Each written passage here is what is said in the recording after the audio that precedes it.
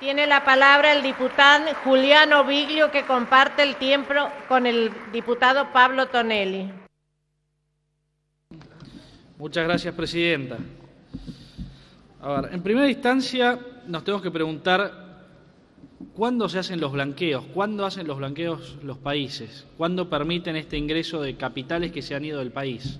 Recién lo decía el diputado Pertgay al citar los ejemplos de Europa que se están dando en los últimos tiempos, ¿no? Se hace justamente cuando hay una economía en crisis. Allí es donde, en casos excepcionales, se llama a los capitales que se han ido del país y se les permite que reingresen. Entonces, la pregunta que yo me hago en primera instancia es: ¿estamos en crisis? Si estamos en crisis, ¿por qué no se reconoce? ¿Cuál es la situación extraordinaria que nos obliga a hacer este blanqueo? Entonces, en primera instancia, deberíamos sincerar si efectivamente esto se hace porque hay una crisis o porque hay alguna situación extraordinaria. En todo caso, decir cuál es. Lo segundo que quiero decir, presidenta, es cuál es el mensaje que le transmitimos a la sociedad con este tipo de leyes.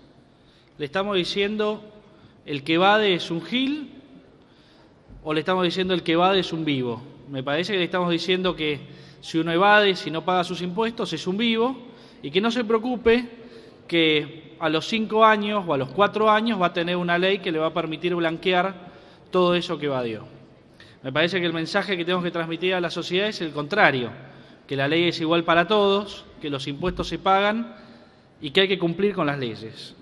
La igualdad de la ley no es un principio menor, señora presidenta, lo establece nuestra Constitución y es la base esencial de convivencia en sociedad. Si violamos esto, todas las leyes pasan a ser relativas y hasta de cumplimiento selectivo para quien quiera el gobierno que la cumpla o que la incumpla.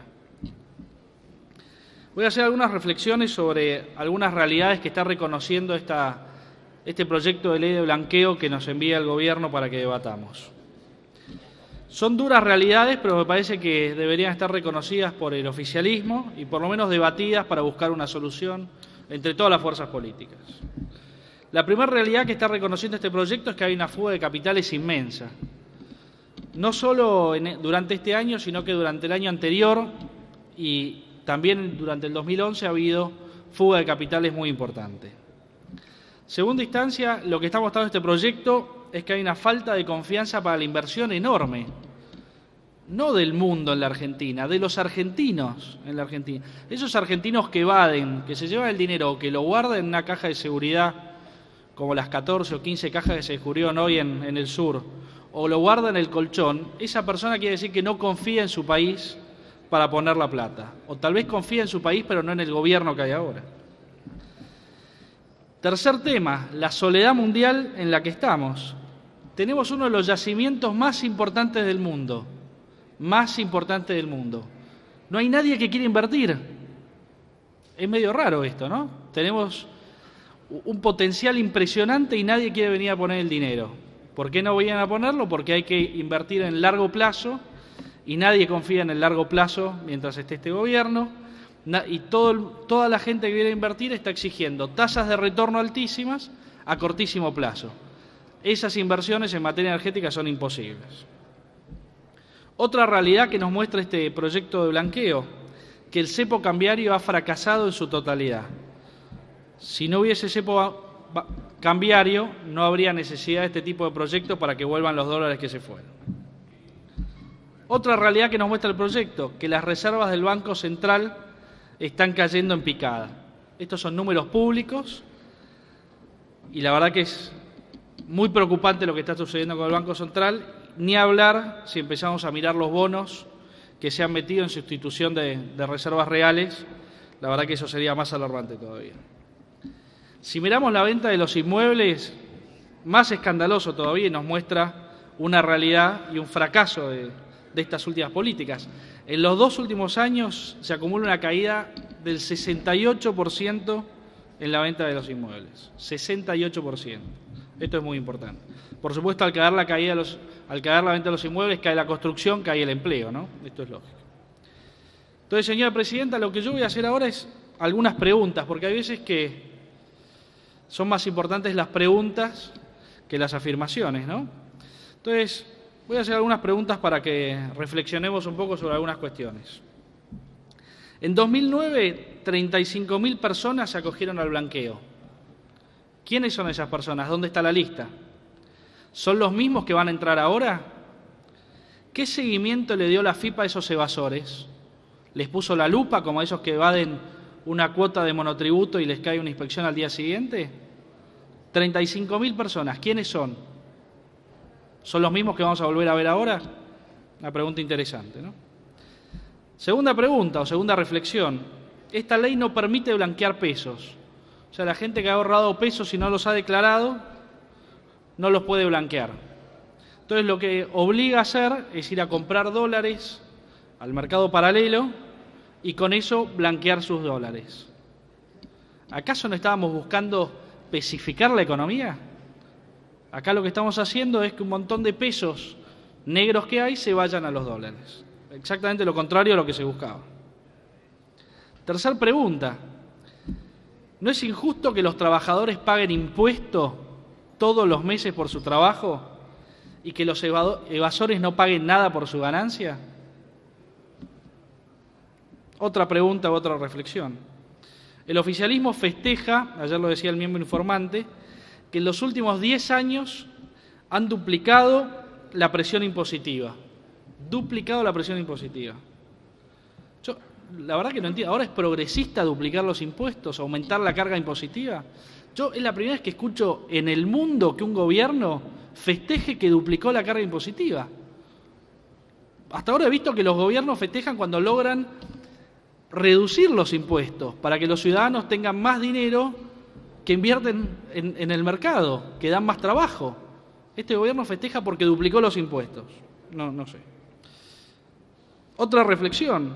¿Cuál es el plan general para bajar la inflación, para recuperar la confianza, para generar trabajo, para reactivar la economía? Esta es una medida aislada que si estuviera dentro de un paquete general, la verdad que sería discutible. Sería discutible decir estamos en una crisis, estamos perdiendo reservas, se van los capitales, tenemos un plan general para reactivar todo esto. Pero la verdad que no es así. Es una medida aislada que hay que preguntarse a quién busca beneficiar. Otro interrogante importante. ¿Por qué no se permite el blanqueo de propiedades en el extranjero, que gente ha comprado y no las tiene declaradas? ¿Por qué no se permite el blanqueo de joyas, de obras de arte? Porque este proyecto está buscando el corto plazo. Lo único que quiere es que ingresen dólares, pues si efectivamente se estuviese buscando blanquear una economía informal, se permitiría que toda la gente que por algún motivo ha invertido en el extranjero y no lo ha declarado, lo haga ahora. Pero la verdad que ese no es el interés. Lo que se quiere es que se traigan dólares. Otra pregunta más. Para que baje el dólar, ¿acaso no hay que absorber pesos? Esto dicen los manuales de economía. Este proyecto lo que hace es absorber dólares. Me parece que es exactamente lo contrario a lo que dice un manual de economía.